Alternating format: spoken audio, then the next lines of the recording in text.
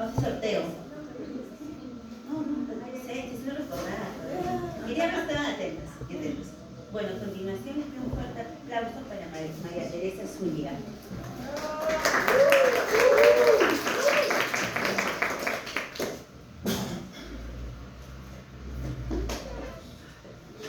Bien, muchísimas gracias, muy buenas tardes con todos los presentes, muy agradecida con Guillermo por esta invitación, con Wikimedia, ¿no? Todos los seguidores de quienes pues esperan algo diferente, ¿no? de este espacio.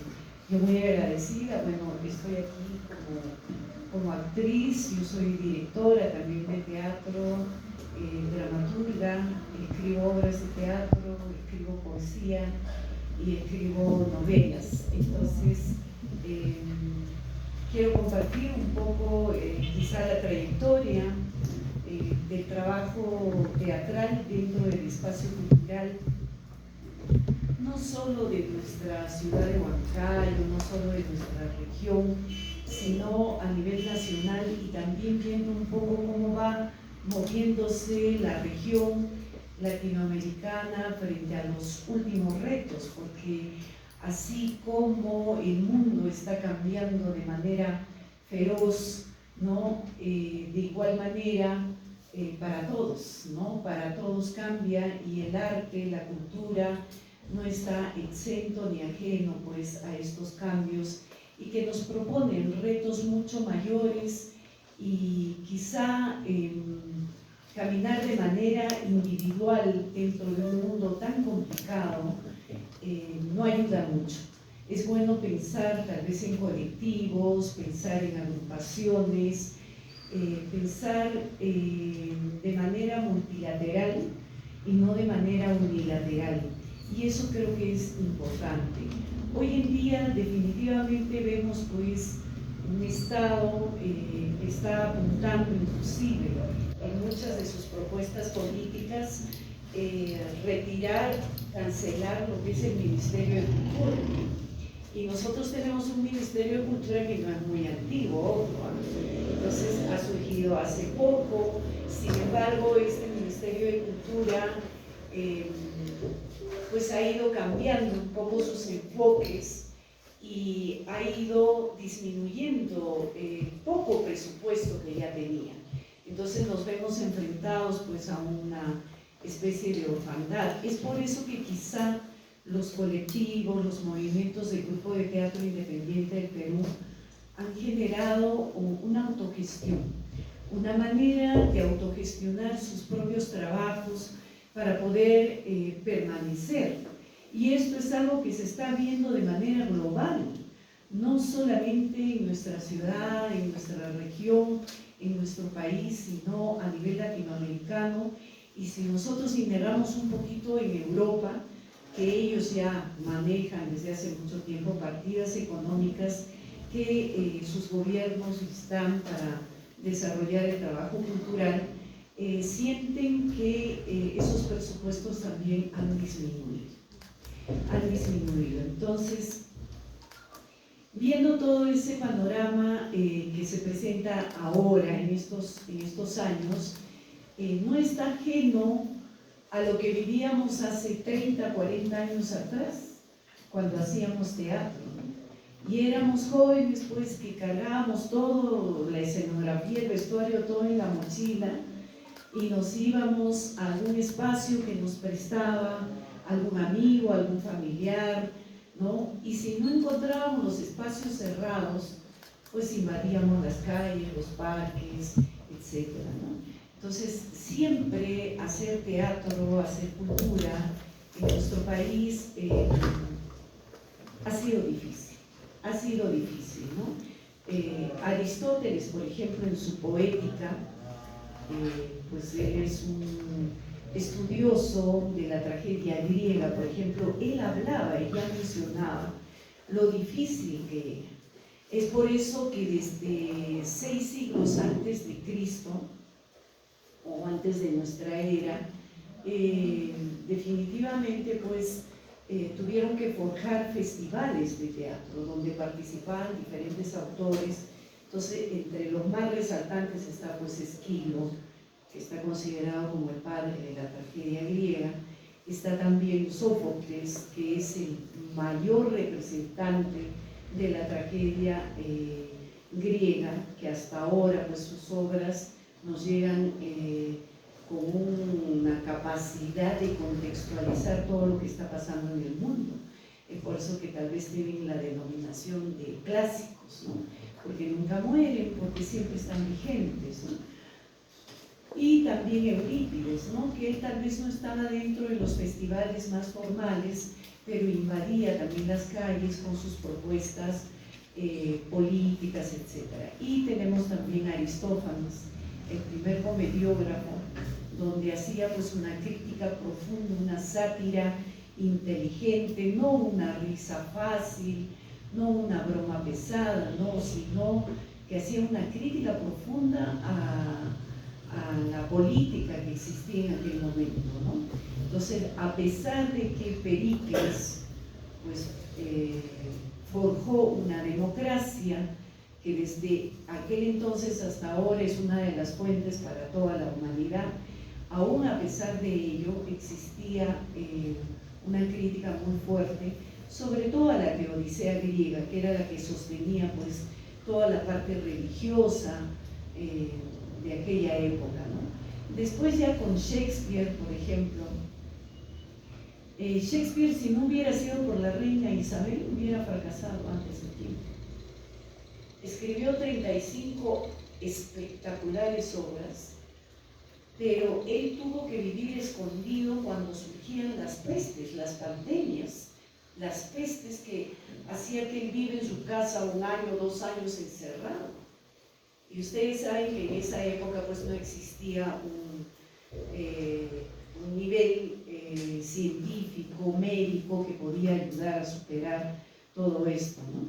Después en Francia va a surgir, por ejemplo, en la época del teatro clásico francés, también va a surgir un gran personaje que es Molière, ¿no? Jean-Baptiste Poquelin, que decidió hacer teatro.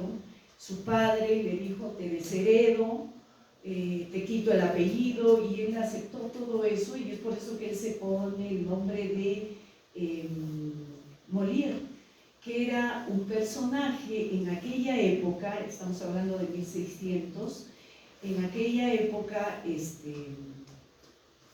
estaba considerado como el peor actor de teatro, Molière, y él se puso ese nombre como una manera de aleccionar a su padre, y pues incursionó en las compañías teatrales y va a ser el padre de la comedia clásica francesa. Entonces encontramos en Molière a un comediógrafo después de Aristófanes con un nivel impresionante. Vuelvo a repetir, no aquella comedia que busca la risa fácil, no aquella falsa chata, no, era una risa inteligente, una capacidad para hacer reír y al mismo tiempo hacer reflexionar frente al contexto que se estaba viviendo, que en aquel entonces era pues la época de los aristócratas, y pues el mecenas, así como para Shakespeare fue la reina Isabel, para Molière pues fue Luis XIV, ¿no? Entonces el rey Luis XIV, el mismo rey, es el que lo apoyaba y lo respaldaba. Después de esto va a surgir Lope de Vega dentro de lo que es el teatro moderno en España. Entonces vamos a encontrar en Lope de Vega a ¿qué les digo? Una máquina de hacer producción literaria, narrativa, dramaturgia, poesía, y pues Lope de Vega nos va a dar los primeros toques de un teatro mucho más cercano, mucho más dentro de lo que significaba contextualizar los tiempos, los momentos, etc., y que hasta ahora Lope de Vega sigue siendo pues muy importante. ¿Y por qué hablamos de teatro español? Está Alejandro Casona, está Federico García Lorca, etc. Porque con la llegada de los españoles no solamente van a llegar obras de teatro a toda esta parte de Latinoamérica, sino que va a llegar la estructura dramática, o sea, cómo se escriben las obras de teatro. Muchos consideraban pues que Ollantay, por ejemplo, era una obra nuestra, pero aquí no existía la escritura. Partiendo de eso, además que si leemos Ollantay, tiene una estructura dramática pues que está dividida por escenas, por actos, diálogos, personajes, etcétera, etcétera, que es algo que no había. En nuestro Perú antiguo, en nuestro Tahuantinsuyo, pues lo que surgió fue las representaciones, ¿no? A través de las danzas, las estampas folclóricas, etcétera, que marcaban diferentes actividades, sobre todo de la agricultura, ¿no? La festividad de las huacas, etcétera, ¿no? Entonces, cuando llegan los españoles, una de las cosas pues que va a legar, ¿no? Una de las buenas cosas que va a legar va a ser pues la estructura dramática. A partir de eso, pues va a llegar a nosotros con mayor facilidad y a toda Latinoamérica textos importantes que nos van a ayudar a entender cuál era pues la dramaturgia en aquel entonces, ¿no? Pero, ¿qué pasa con el teatro peruano? O sea, que trataba de venir desde los griegos, del antiguo Perú hasta el teatro peruano. El teatro peruano es un teatro muy sólido. Es un teatro que en la región está considerado como uno de los mejores teatros de Latinoamérica, ¿no? Entonces está pues Chile, está Brasil, está Argentina. Entonces Perú se encuentra entre los más renombrados, digamos, de teatro latinoamericano.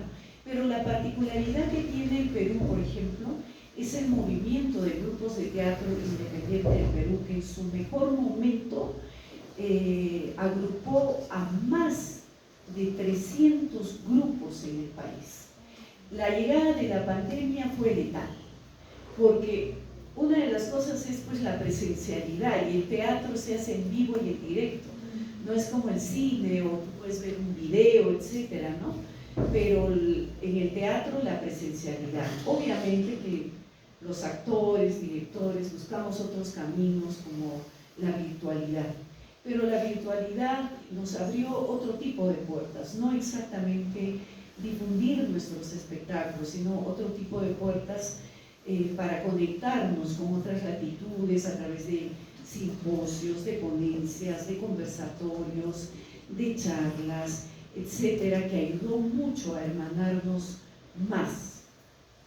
Hoy en día el teatro peruano tiene una diversidad inmensa, hay diversidad de teatralidades, y una de las cosas que se quiere forjar con mayor fuerza no solamente es poder apreciar obras de teatro, que lleguen espectáculos quizás a zonas que, ¿no? Sino que la técnica. Queremos que la técnica rompa las fronteras y pueda llegar absolutamente a todos. Y creo que en ese sentido, ¿no? Wikipedia pues tiene esa facilidad de poder proyectar, de poder engrandecer, difundir, ¿no? Todo lo que significa la técnica, que esa es la clave del movimiento de la acción teatral y por último de la dramaturgia. O sea, cómo tener textos tan nuestros, tan particulares, que lleve el sello y que cuando se vaya a otras latitudes se diga, ese es un teatro peruano. Y eso es algo que queremos forjar. Es por eso que mi grupo de teatro, para cerrar, este año estamos cumpliendo 40 años de actividad teatral y estamos haciendo difusiones en diferentes instituciones educativas, de educación superior también, llevando talleres de formación actoral y dirección de teatro, para que la técnica sea pues lo que definitivamente logre, ¿no? Logre alcanzar el nivel que se requiere a nivel de la nación. Y para cerrar, siempre se habla de un teatro del interior y un teatro de la capital. Para mí no existe esa división. ¿no? Para mí el teatro en el Perú es único. ¿Por qué? Porque solo existe la escena nacional. Muchísimas gracias.